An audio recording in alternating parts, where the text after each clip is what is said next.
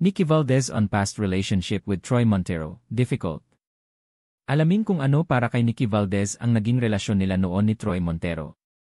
Traumatizing umano para kay Lolong, bayani ng bayan actress Nikki Valdez ang naging past relationship niya kay Troy Montero.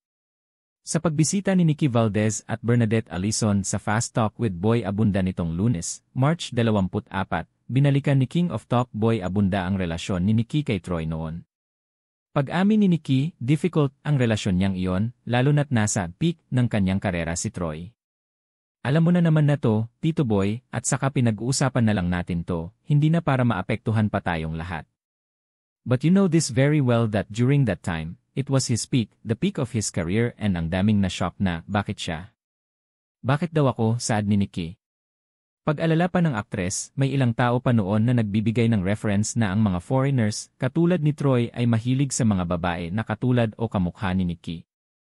Pag-amin niya, sobrang sakit ng mga sinabi noon para sa kanya at sa kanyang pamilya. Anyway, kuya then was in college and I remember he told me, napanood niya yung isang interview sa Lee na yun na nga, yung parang bakit si Nikki Valdez. Ang mga foreigner talaga mahilig sa mga ganyan. So nasaktan yung kuya ko for me, pag-alala ni Nikki. Pagbabahagi pa ng aktres, umabot sa punto na hindi na siya nagbabasa o bumibili ng dyaryo noon para lang hindi na niya mabasa ang mga sinasabi tungkol sa kanya. Kung meron man, hindi ako nag-o-open ng entertainment section. Natrauma talaga ako, sabi ni Nikki, dagdag pa ng aktres, kung ngayon nangyari yon sa kanya kung kailan meron ng social media ay baka hindi kayanin ng kanyang mental health. Bagsak, negative talaga kasi hindi ko alam paano umabot sa ganun.